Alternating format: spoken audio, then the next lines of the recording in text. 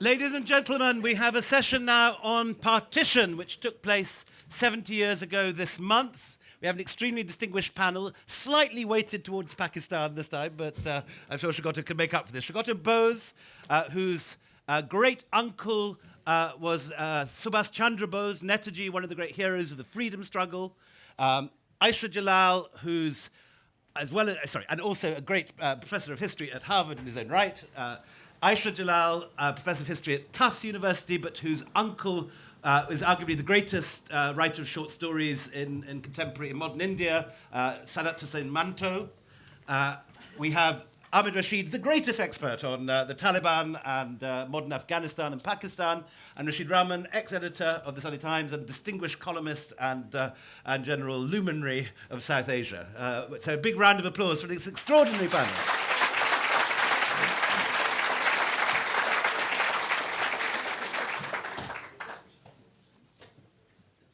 Partition, as Ayesha wrote in her extraordinary book on her uncle Manto, is the defining event of 20th century South Asia.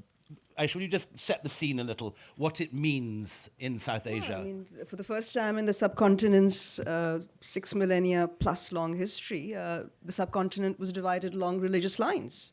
And it led to a bloodbath of unprecedented proportions.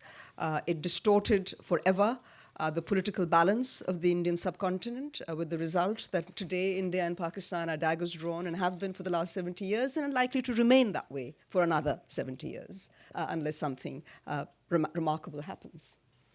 You've got to take us back. We're going to fast forward quickly to partition, but just to set the scene.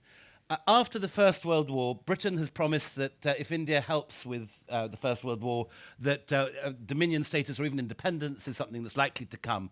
But by the 1920s, that was clearly not being given. What was the Indian reaction? The Indian reaction was to launch a series of mass movements to try and force the British to quit India. Mahatma Gandhi led the non-cooperation movement in the early 20s, the civil disobedience movement in the early 1930s, and 75 years ago, he proposed a Quit India resolution, and that happened in 1942. But at the early days, the Hindus and Muslims were working together, or how quickly were Hindus and Muslims on separate sides, Ayesha? I mean, Jinnah spent all his life Muhammad Ali Jinnah, the founder of Pakistan, spent the bulk of his life trying to get the Congress and the All India Muslim League to work together. He joined the Muslim League in 1913, and he was already a member of the Congress, and he joined on the condition that his membership in this party, the Muslim League, would not in any way undermine the cause to which his life was committed, which was India's freedom. And he made a series of speeches in the 1920s saying that Muslims should not be afraid, that it was British propaganda, that these two sides were irreconcilable. Well, exactly. I mean, I think he wanted to bring the two organizations together and underplay the sort of hostility based on religion that tended to creep into the narratives of the press and the politics in general. I mean, he spent all his life, well into the 30s, trying to reconcile Congress and the Muslim League. I mean, that's the irony of the whole thing. What changed? Why did he change his mind? Jawaharlal Nehru and the machine politicians of the Congress have a lot of answering to do. Please go ahead. These two, incidentally, are both professional and personal colleagues that straddle the divide. They have this at breakfast every morning. Well, in 1937, the Congress did extraordinarily well in provincial elections, and the Muslim League did poorly by comparison. And it was in 1940, as Ayesha has shown in her work, that Jinnah proposed that there were two nations in India. But he was really looking for an equitable share of power between Hindus and Muslims. Now, that unfortunately did not come about. As opposed to an independent state. As opposed to a completely sovereign state. There had to be some kind of a territorial expression of the Muslim sense of nationhood in the northwest and the east of the subcontinent, where the Muslims were in a majority. But, you were just asking about the Congress. The Congress had launched the Quit India movement in 1942. Their leaders were immediately clapped into jail. But there were other developments during the Second World War as well. You mentioned my granduncle, Netaji Subhash Chandra Bose. He raised an Indian National Army in Southeast Asia. To fight the British. To fight against the British. And interestingly, even at the end of the war, in late 1945, 3 officers of the Indian National Army, one Hindu, one Muslim, and one Sikh, were put on trial at the Red Fort. And at that stage, both the Congress and the Muslim League came out in support of these INA prisoners. And there was a remarkable display of unity among Hindus, Muslims, and Sikhs. But by early 1946, I think it wasn't a question anymore of whether the British would quit India, but how power was to be shared once the British left India. And from that point onwards, I think that unity, fell apart. Even though we could talk a little bit more about how efforts were still on in 1946 and 1947 to prevent the kind of partition that eventually came about in the summer of 1947. One moment I'd love to highlight, because I think most people here, I suspect, like myself, know what they know about partition from the movie Gandhi, which we all grew up on, where Jinnah is painted very much as the villain of the piece, as this sort of almost vampirical figure. I will break India, I will destroy it. And, but there was this moment when he criticized Gandhi for bringing religion into politics.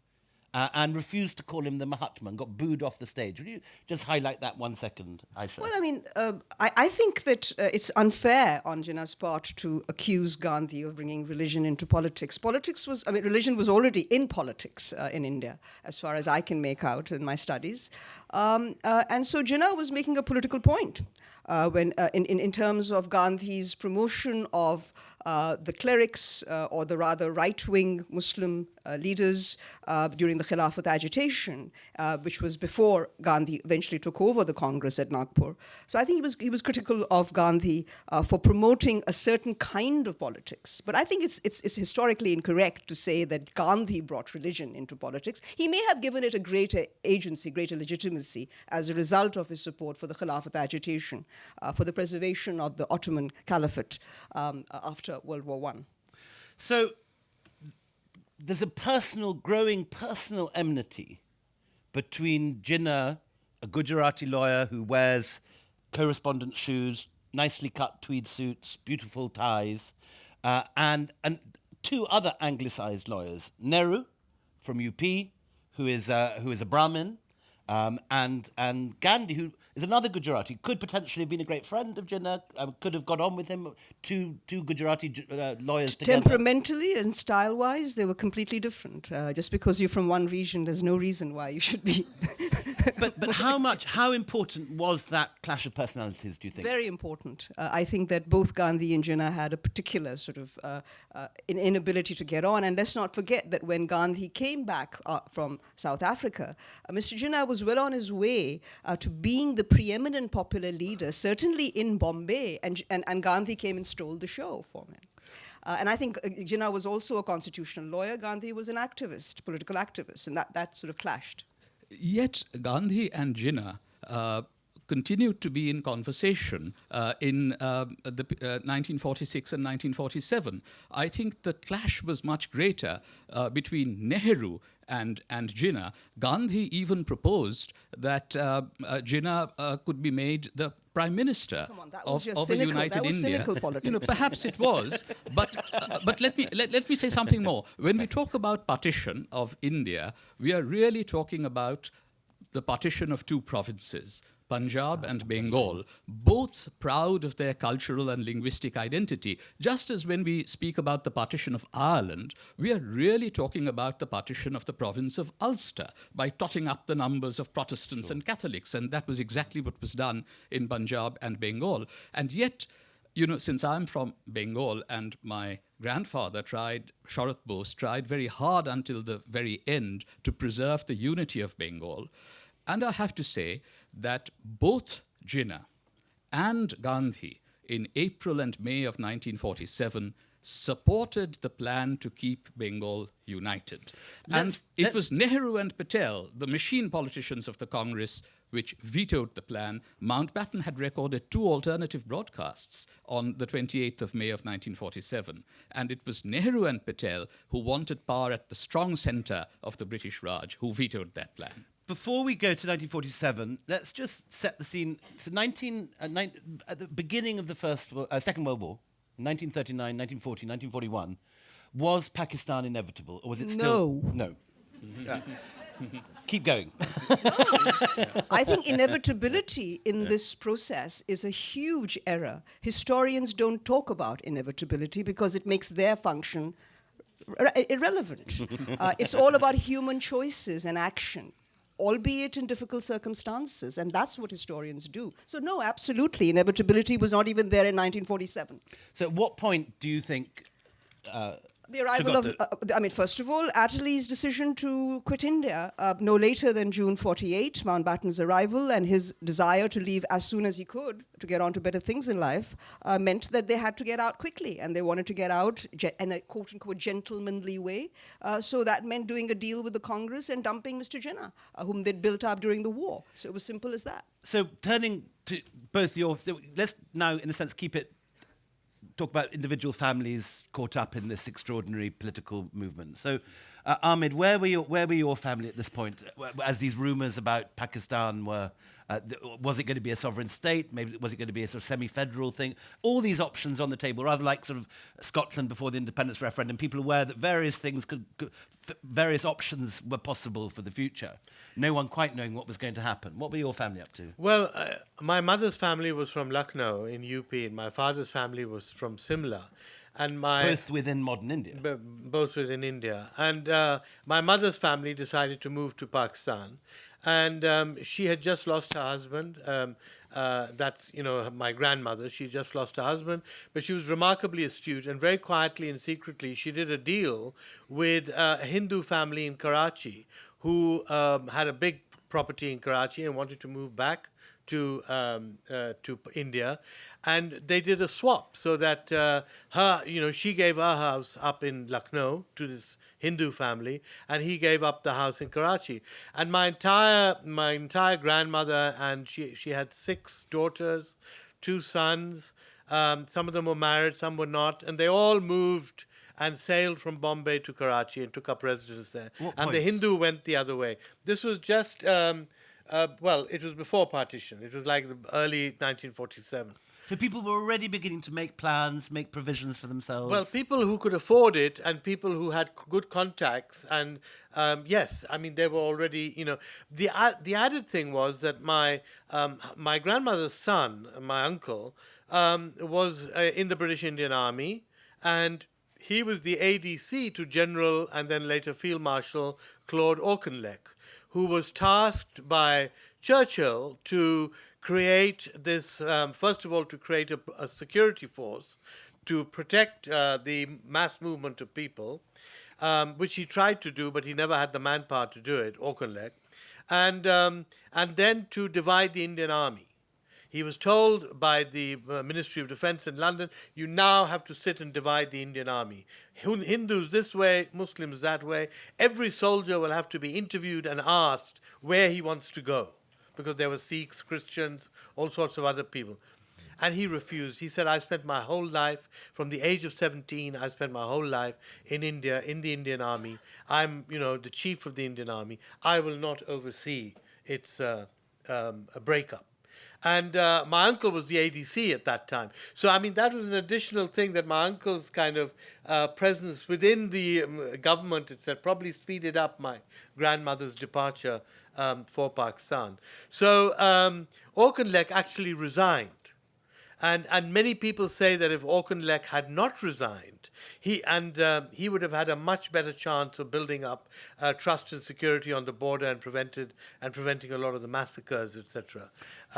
So, Rashed, your family were in Rawalpindi and saw some of the first riots break out. Do you want to talk about that? Yeah, my mother's family is from Rawalpindi, and Rawalpindi was the scene, apart from Calcutta, as you pointed out to me earlier, where the first Sikh Muslim riots took place.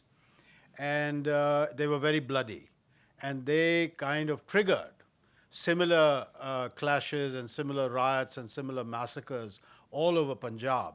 And we have received, I'm one of the Midnight's children. I was born in 1948.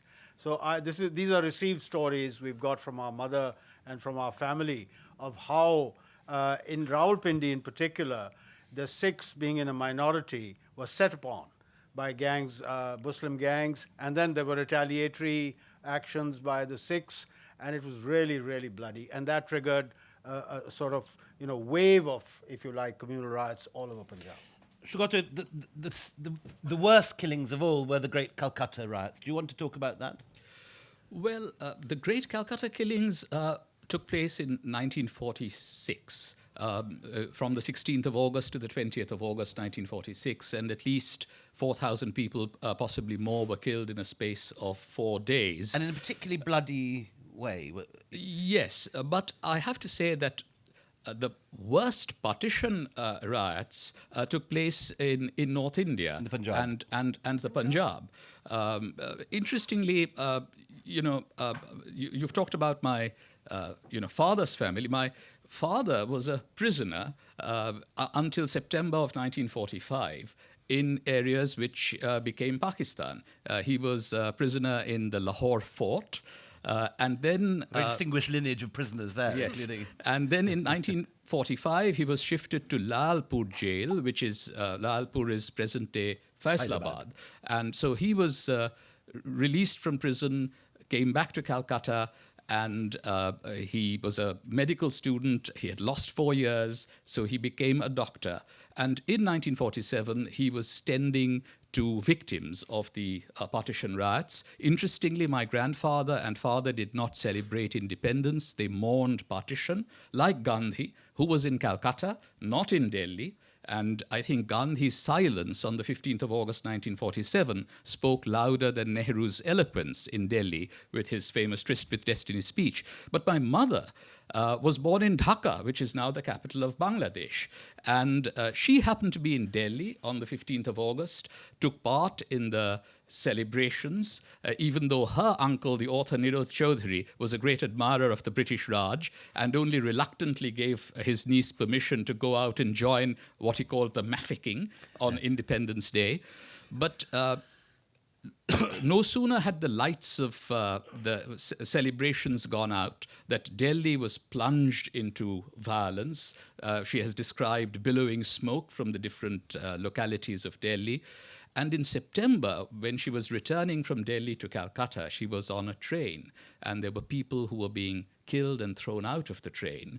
And it was a nightmarish journey from Delhi up to Kanpur.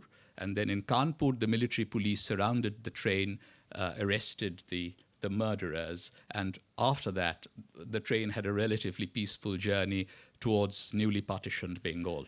If anyone wants to follow up on this and read some more, it is an extraordinary fact that the two best accounts of partition violence in terms of non-fiction is probably Nirad Chaudhry's description of the Calcutta riots, where there is the most gruesome description of what appalls Nirad Chaudhry is that how educated many of the rioters are. It's not lumpen villagers sort of coming in with sort of pitchforks and committing atrocities. He describes how one English-educated Bengali doctor with a Rolex watch sat by as his friends submerged a Hindu boy in a pond with long sticks and held him down, and he timed how long it took for the Muslim bugger, as he called him, to die, and there's these graphic and brilliant non-fiction descriptions by Chaudhry. But he then also makes brilliant descriptions of the riots in Delhi on the day after. So Nehru's making this famous speech, Tryst with Destiny. Meanwhile, the following morning, Connaught Place is up in flames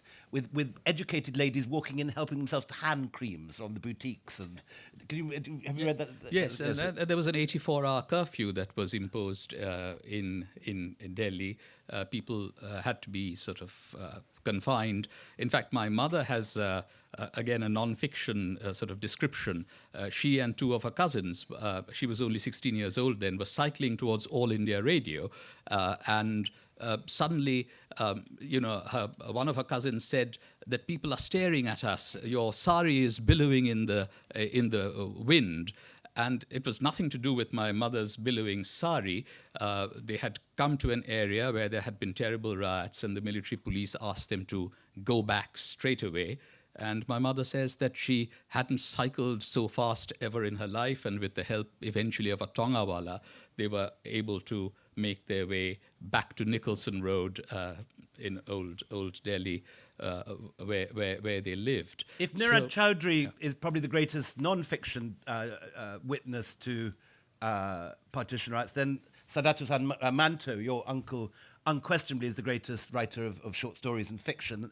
And Mottled Dawn is a very good Penguin paperback of Manto's partition stories, with a wonderful new introduction by Daniel Moinuddin, which I recommend to anyone who wants to read. It's very much the same world as Chekhov or Zola or Isaac Babel. These extraordinary, very brief, terribly chilling short stories. Do you want to talk about Cold as Ice? Which is one of my favourite. Thanda Gosht, yes. Well, I mean, that was the first story that he wrote, Manto, when he moved to Pakistan from Bombay. And it's interesting that when he first arrived, he chose not to write fiction. He said fiction is a very heavy genre. And so he chose to write light essays that were published in Imrose. And it was only at the behest of a friend, a very close friend, who was bringing out a literary journal, that he finally brought himself to write Thanda Gosht. And when he wrote this colder than ice, if you like, Thanda Gosht, and the friend read it, he said it was too hot for him, and he rejected it.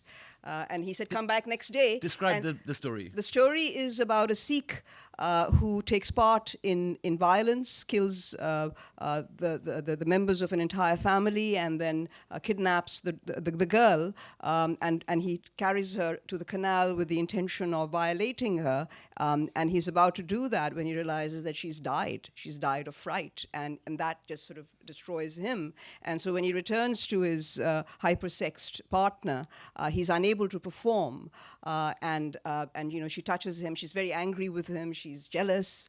He tells the story, and when he's just colder than ice. I mean, he's just kind of just brilliant. It's a brilliant story, but that was too hot for the censors. It was eventually he was accused of obscenity laws, the same obscenity laws that the British had imposed upon him. So that's how that's how independence greeted him, with the same obscenity. And ended up being placed in a lunatic asylum. Exactly. Well, I mean, that's not true. I mean, he actually was an alcoholic. So it just so happened that the only anti-alcoholic ward in Pakistan at the time was in the mental asylum. But he didn't go mad. He was just put in an anti-alcoholic ward. Ahmed, your uncle was with an ADC and in the Auchinleck camp, and they regarded Mountbatten, didn't they, as responsible by rushing partition. The view was that he made what could have been, a terrible thing, but done in an ordered fashion. He made it into this kind of complete mess. Well, I think Mountbatten emerges as probably the most hated figure on both sides of the border, because he was given a deadline of 1948. He brought the whole process forward by a year almost, saying that we can't guarantee security. I don't have enough troops, and anyway I want to get back to England, and so I'm bringing it all forward by a year. Now, I think one very important speculation about partition is that if there had been another year to organize it properly, the division of goods, the division of soldiers, the security forces, etc., maybe these kinds of massacres would not have happened. So there's an enormous kind of blame that is put on, particularly on Mountbatten, and he showed no regret at all as to afterwards. I mean, interviews, books, etc. He showed no regret whatsoever and no responsibility. There was a story that he wanted to rush it for personal reasons, and he wanted to get back so he could get a particular naval command. That's probably true. There's a new film that's been made called The Viceroy, which is, and the whole of partition is shown through his eyes.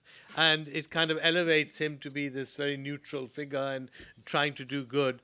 And I mean, I all the think violence is by Muslims. yeah, and I think it's a very it's a film that gives you a completely wrong idea, especially if you don't have a clue as to what this film was about. It's one important point that in the documentary, which some of you may have seen broadcast this week, which I actually appear in with Gurinder Chadha, which follows up on Viceroy's House, she floats an idea that I think it's very important we shoot down, that Churchill and Jinnah conspired to create Pakistan in order that the British would have a kind of aircraft carrier while socialist India turned towards the Soviets. Ayesha, do you want to knock that It's down a complete quickly? historical concoction which belongs in the realm of fiction, and that's where it should stay. That does it nicely, thank you. Now, in a sense, the archetypal partition images of these terrible trains heaving with refugees, pulling out of Delhi and Lahore, being stopped on the way, ambushed, and arriving in Old Delhi railway station or Lahore Central with blood flowing out of the carriages. Rashid, one of your family was on one of these trains. My father was in the Indian Judicial Service before partition and independence, and served all over Punjab as a sessions judge, etc., etc. By the time partition is looming, he is appointed a member of the Bengal Boundary Commission, not Punjab, Bengal. So he travels all the way across the subcontinent, does his work with the Bengal Boundary Commission, and takes a train back to Lahore across northern India. That journey, from what we have heard, and it's my mother who was the repository of these stories, the massacres that William is talking about were horrendous. Entire trains full of nothing but bodies and blood, arriving both ways. And obviously, no means of security, no means of defending those people, no means of ensuring their safety. So it was a free-for-all.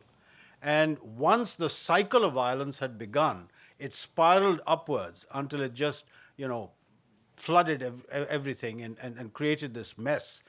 And I remember a story that when he was traveling on this train across northern India, in the middle of all this chaos and massacre and bloodshed and whatnot, his compartment was secured by a security guard detail.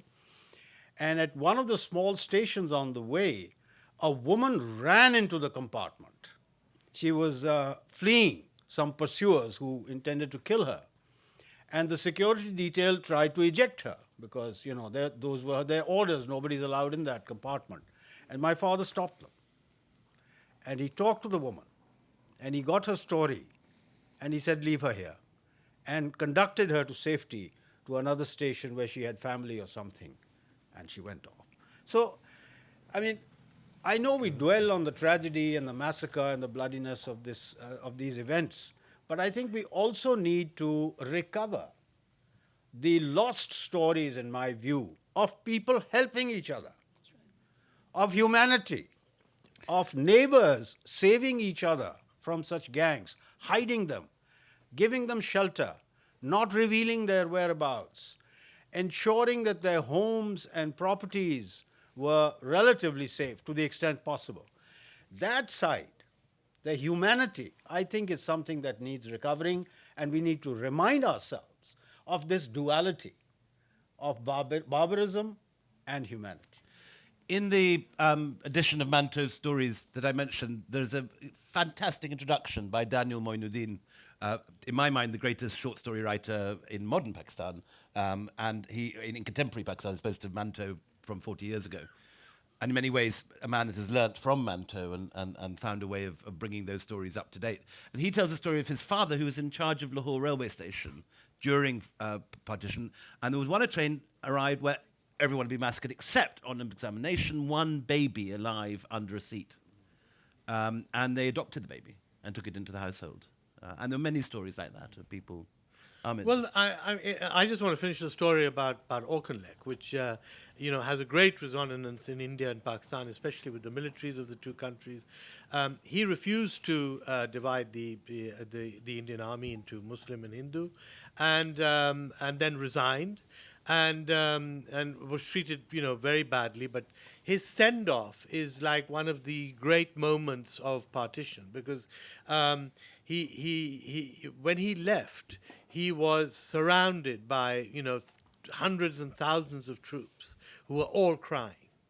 And they were all calling him, "You are our mother, our father, you can't leave us like this." Hindus, Sikhs, Muslims, troops from all the religions. And he really, if there was a positive figure in the British establishment who emerges, it's him. He was your ward when you first arrived to go to boarding school in Rugby. Yeah, because of my uncle was still very... He never came back to the subcontinent. Everyone tried to bring him back. The Pakistan army, the Indian army, he didn't. He refused to come. He lived for another 40 years, and he never came back. And he didn't write his own memoirs. There were a couple of books written by other people about him. By Fraser. But he was just very reluctant to speak about this. He considered that the British had betrayed him, basically. All the political leadership had betrayed him and had betrayed the great Indian army, which had been built up over 200-300 years by the Brits.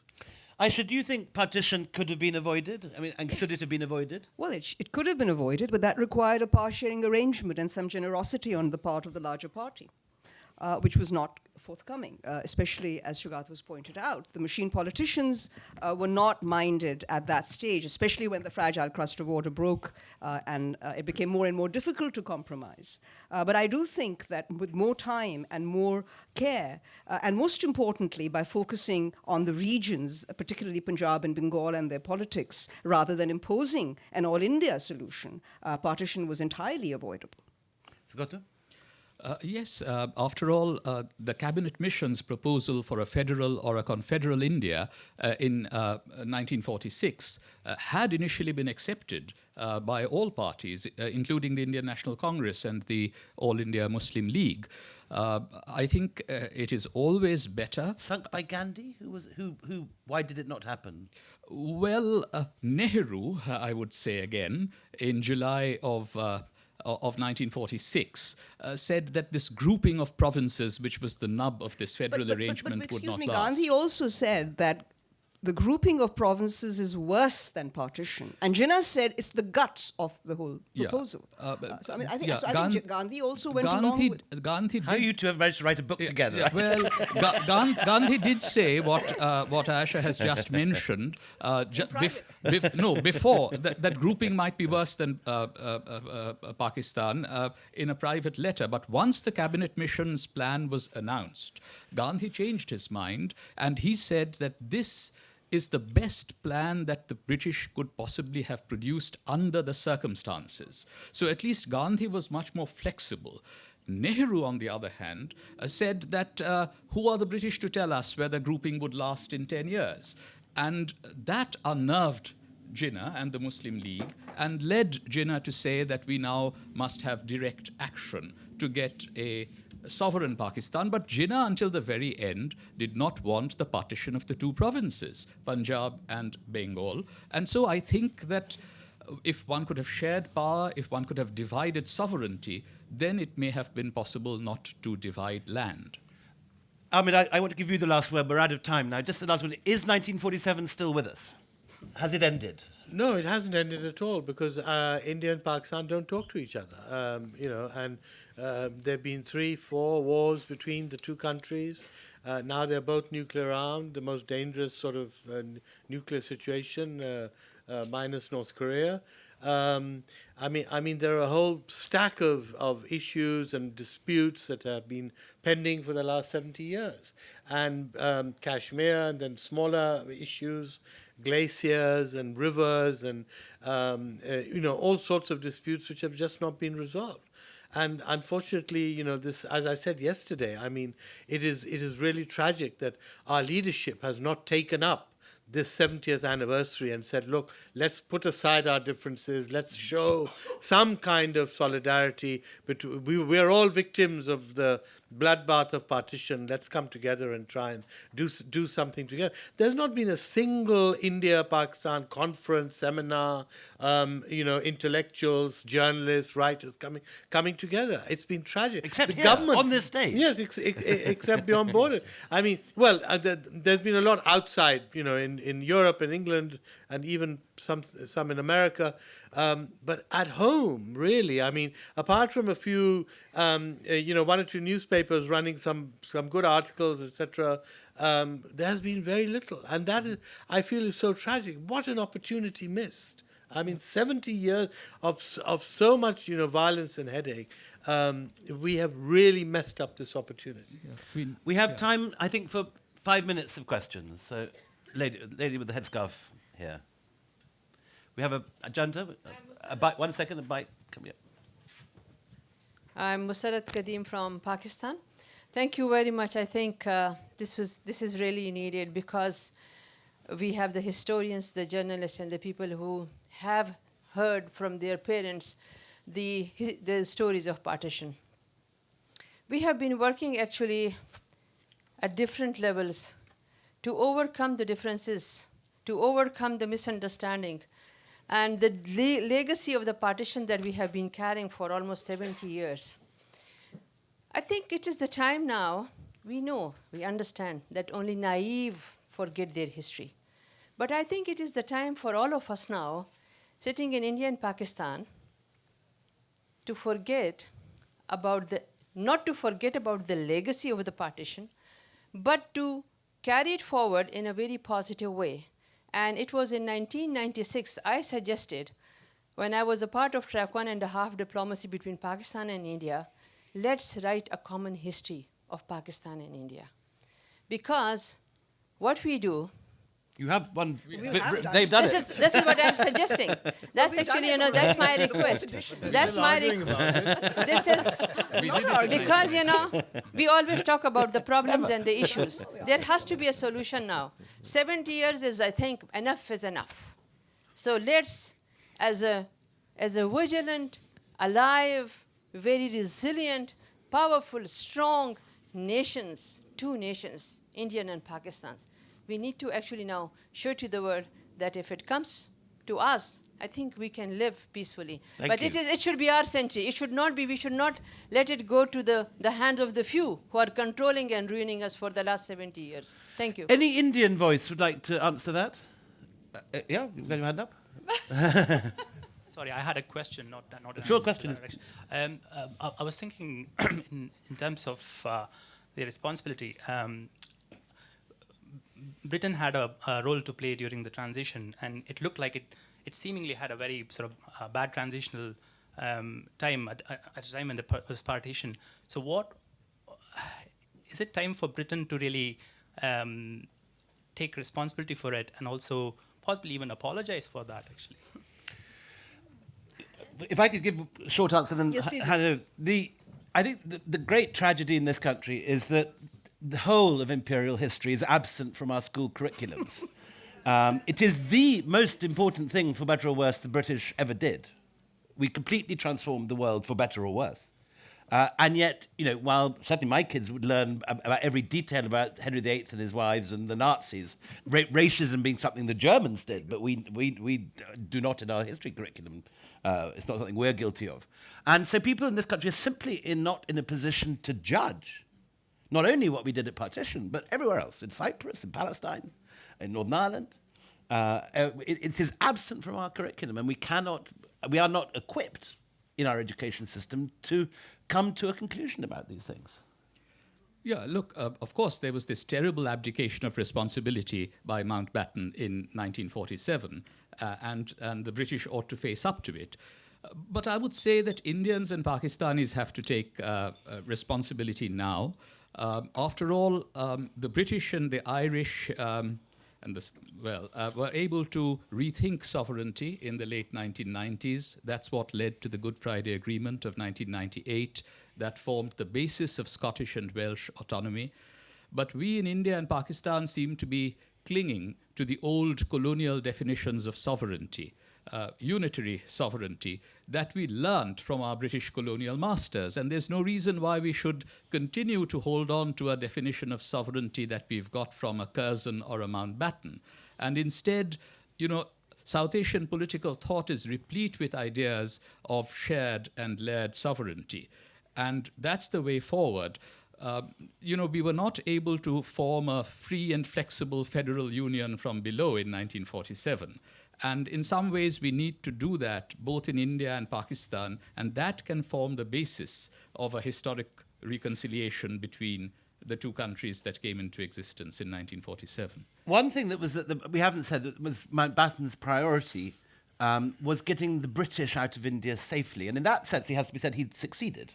There were apparently 7 British casualties in the whole process of decolonisation. Yes, he wanted the least possible harm to British interests, but when he claimed that he had carried out one of the greatest administrative operations in history in 1947, which left nearly 2 million dead and 14 million homeless, one has to question his claim. On that note, I'm afraid we have to give the stage up to Nicola Sturgeon and to Tina Brown. Yes. So Thank you. please, a big round of applause. Well done.